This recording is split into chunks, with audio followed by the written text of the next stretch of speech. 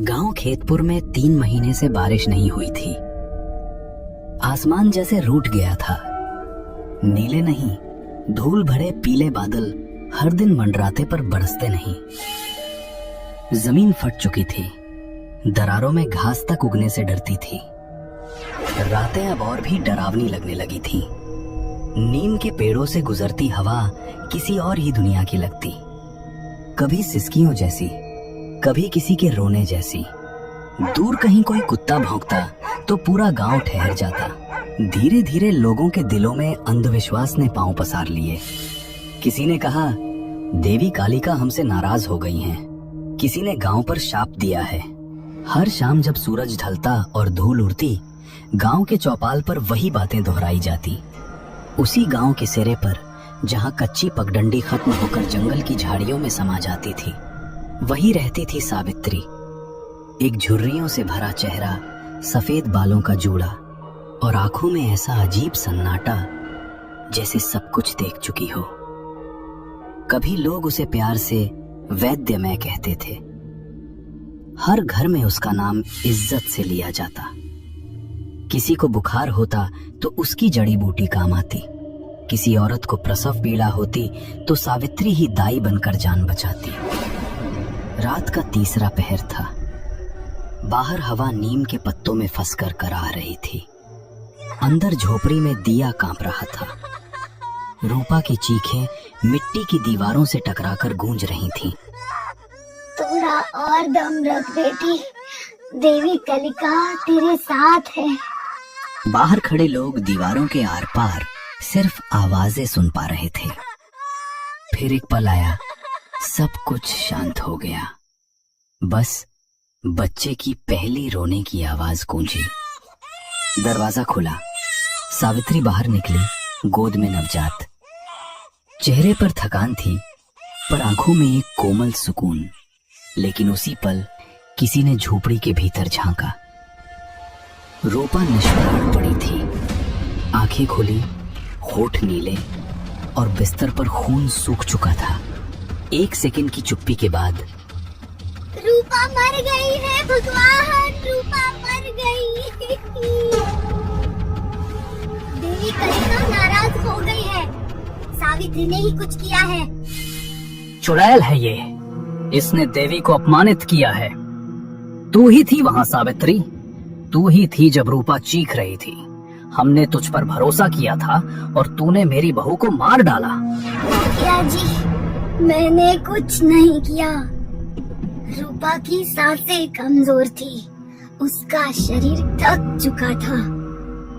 मैंने तो बस देवी का नाम लेकर उसका दर्द कम करने की कोशिश की। झूठ, हमने देखा था, तूने कुछ मंत्र पढ़े थे। वो मंत्र नहीं थे, वो प्रार्थना थी। हर जन्म कठिन होता है और मैंने तो हमेशा बच्चों को जिंदगी दी है। तो फिर ये मर कैसे गई? देवी नाराज क्यों है? देवी नाराज नहीं है, तुम हो गए हो अंधे।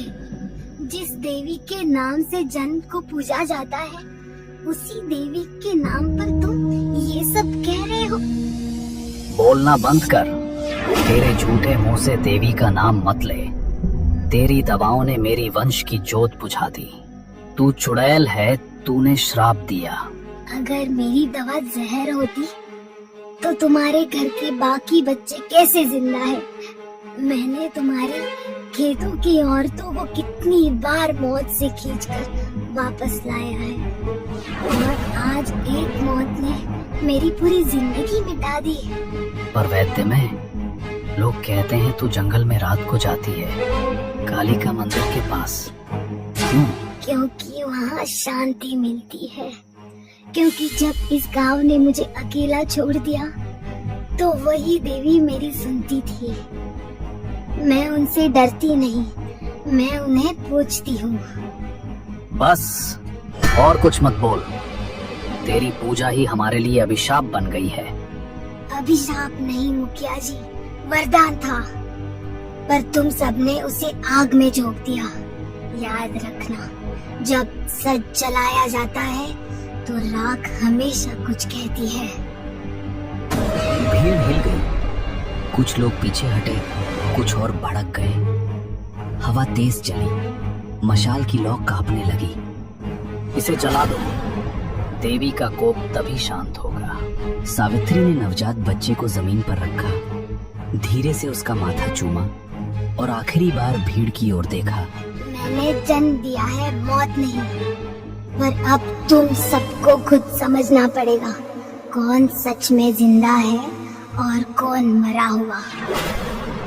लेकिन किसी ने उसकी बात नहीं सुनी। उसकी झोपड़ी में आग लगा दी गई। लपटों में जलते उसके औषधियों की खुशबू धुएं में घुल गई और उसी के साथ उसकी जिंदगी भी गांव से बुझ गई। वो धीरे धीरे अंधेरे में चली गई, उसी रास्ते से जहां जंगल शुरू होता था। वो जंगल जिसके बीच पुराना काली का मंदिर था, जहां सिर्फ धूल और मकड़ी के जाले थे। हवा ठंडी थी और नीम के पत्ते सिसक रहे थे, मानो वो सावित्री के दर्द को सुन रहे हों। उसने मंदिर के नीचे की जमीन पर एक गड्ढा खोदा। उसकी उंगलियां मिट्टी में गड़ रही थीं और हर खुरच के साथ उसका गुस्सा और गहरा होता जा रहा था। गांव वालों की बातें, वो चुड़ैल के ताने, वो इल्जाम कि उसने देवी कालिका को नाराज किया, उसके कानों में गूंज रहे थे। मुखिया, तुमने मेरा सच जलाया। गांव वालों, तुमने मेरी इज्जत मिट्टी में मिलाई। मैंने जन्म दी, जाने बचाई और तुमने मुझे चुड़ैल कहा। अब देखो, ये मिट्टी तुम्हारा सच निगल देगी। उसने पुतले को गड्ढे में रखा और इसके ऊपर मिट्टी डालने से पहले उसकी छाती पर कोयले से लिखा, तेरा सुख मेरी प्यास। उसकी आंखें जल रही थीं, लेकिन आंसू नहीं थे, बस एक ठंडी डरावनी चमक। उसने काले धागे को और कसकर बांधा और फिर मिट्टी से गड्ढा भर दिया। हर मुट्ठी मिट्टी के साथ वो फुसफुसाती रही, लेकिन उसकी आवाज में प्रार्थना नहीं, अभिशाप था। जो मेरे साथ किया वो तुम्हें लौटेगा। ये मिट्टी तुम्हारी सांस चुराएगी, तुम्हारे खेत सड़ेंगे, तुम्हारा घर राख होगा।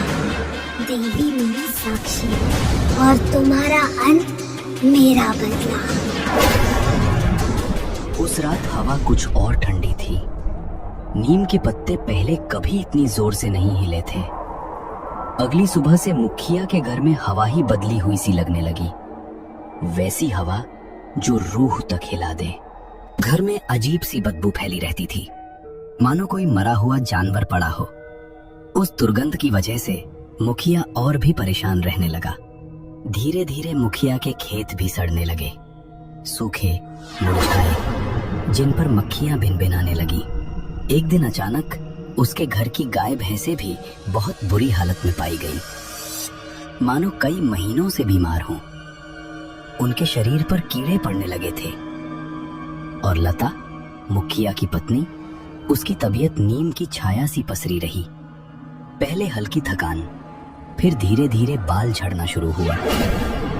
तकिए पर काले तारों की तरह गिरा उनका ढेर किसी पुरानी हवा की कहानी सुनाता। एक एक कर उसके हाथों पर गोल गोल नीले हरे निशान उभरने लगे, ना तो आम जख्म, जैसे किसी ने छोटे छोटे सिक्के उसकी त्वचा में ठूंक दिए हों। जब कोई उन्हें छूने की कोशिश करता, हाथ ठंडे पड़ जाते, मानो मरे हुए धातु को छू लिया हो। रातें भयानक हो गईं। हर 3-4 घंटे पर लता चीख कर उठती। उसकी आवाज में इंसानी आवाज की परत टूटकर कुछ और ही निकलता। कभी वो बमुश्किल शब्दों में पुकारती,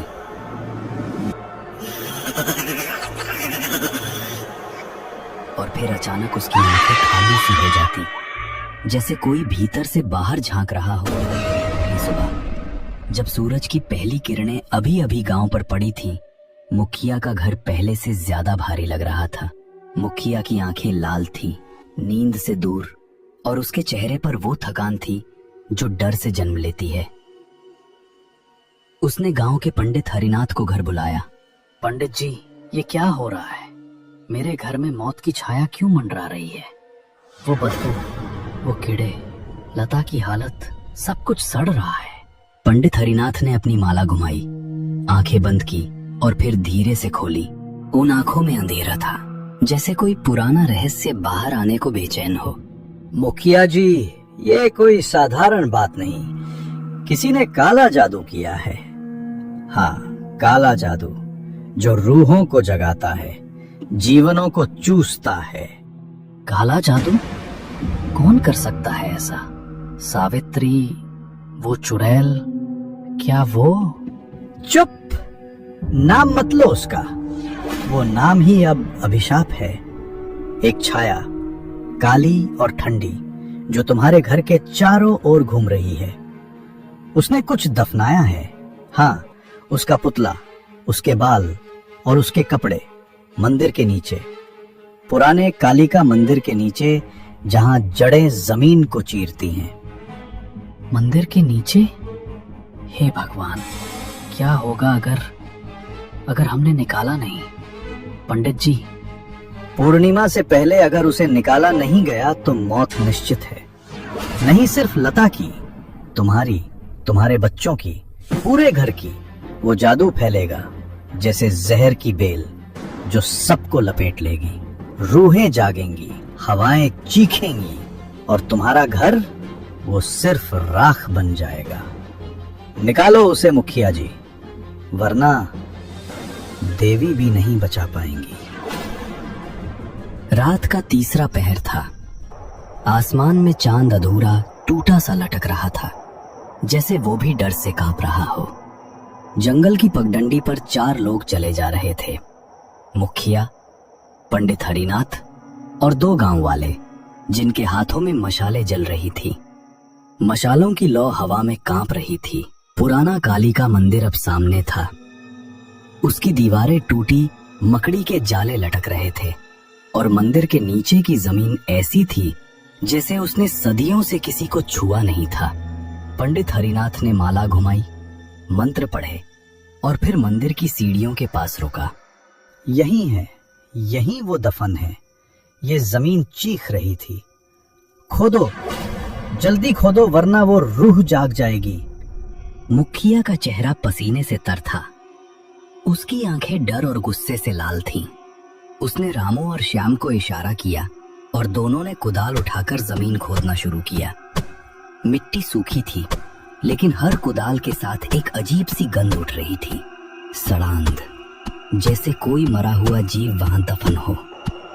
हवा अब और तेज हो गई। नीम के पत्ते सरसराने लगे। रामू और श्याम के चेहरे पर डर साफ झलक रहा था। उनके हाथ कांप रहे थे और हर बार जब कुदाल जमीन में गड़ती, उनकी आंखें चारों ओर देखती, जैसे कोई छाया उनकी पीठ पर सांस ले रही हो। अचानक कुदाल किसी सख्त चीज से टकराई। एक ठनक की आवाज गूंजी और सबके दिल थक से रह गए। रामू ने कुदाल फेंक दी और पीछे हट गया। श्याम ने मशाल पास की और मिट्टी के बीच कुछ दिखा। एक कपड़े में लिपटा हुआ मिट्टी का पुतला। उसका आकार छोटा था, लेकिन उसकी बनावट ऐसी थी जैसे कोई इंसान की नकल हो। पुतले के सिर पर लता के काले बाल चिपके थे और उसका शरीर लता के पुराने दुपट्टे में लिपटा था। सबसे डरावना था उसका गला, एक काला धागा जिसके बीच में लाल मोती टंगा था, जैसे खून का कतरा। और पुतले की छाती पर किसी ने कोयले से लिखा था, तेरा सुख मेरी प्यास।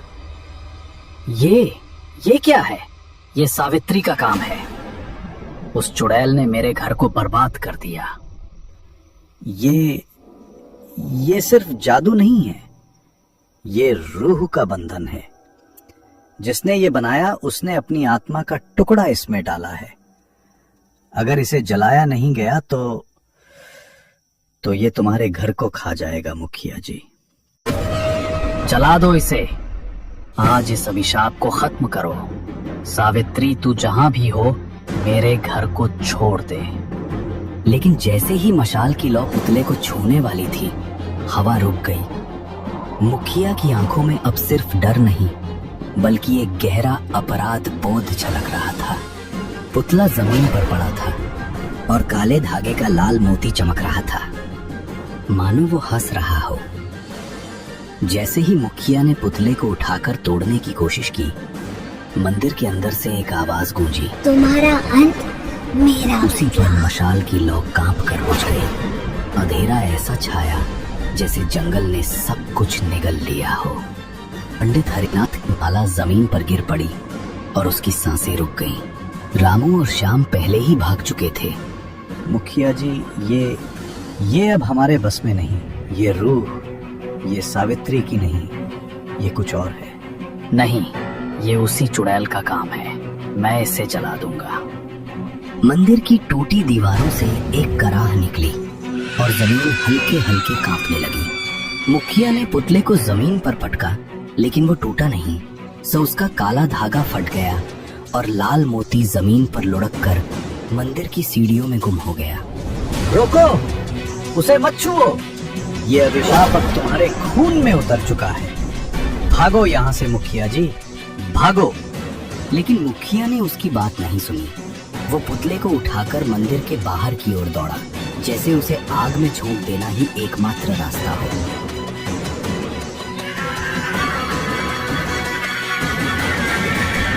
अगली सुबह जब सूरज की किरणें गांव पर पड़ी, खेतपुर में सन्नाटा था। मुखिया के घर से चीखें गूंजी। लता की लाश पलंग पर पड़ी थी। उसकी आंखें खुली थी, लेकिन उनमें कोई जिंदगी नहीं थी। उसके होठ नीले पड़ चुके थे और उसके हाथों पर वो नीले हरे निशान अब और गहरे हो गए थे, मानो किसी ने उसकी त्वचा में जहर घोल दिया हो। उसके पास पलंग पर वही मिट्टी का पुतला पड़ा था, लेकिन अब उसका गला गायब था। पुतले की छाती पर लिखा, तेरा सुख मेरी प्यास, अब धुंधला पड़ गया था, जैसे कोई उसे मिटाने की कोशिश कर चुका हो। लेकिन सबसे भयानक थी वो जगह जहां पुतले का गला होना चाहिए था। वहां एक गहरा काला दाग था, जैसे किसी ने उसे जलाकर राख कर दिया हो। मुखिया कोने में बैठा था। उसका चेहरा पत्थर की तरह सख्त, लेकिन आंखें खाली। उसके हाथों में अब भी मिट्टी के कुछ टुकड़े चिपके थे, पुतले की मिट्टी। वो बड़बड़ा रहा था, लेकिन उसके शब्द समझ से परे थे।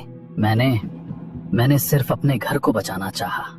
सावित्री, तूने मेरे साथ ये क्या किया? उस दिन के बाद से खेतपुर में कोई भी नीम के पेड़ों के नीचे रात को नहीं जाता, जैसे कोई पुरानी रूह अभी भी जंगल में घूम रही हो, अपने अधूरे बदले को पूरा करने के लिए।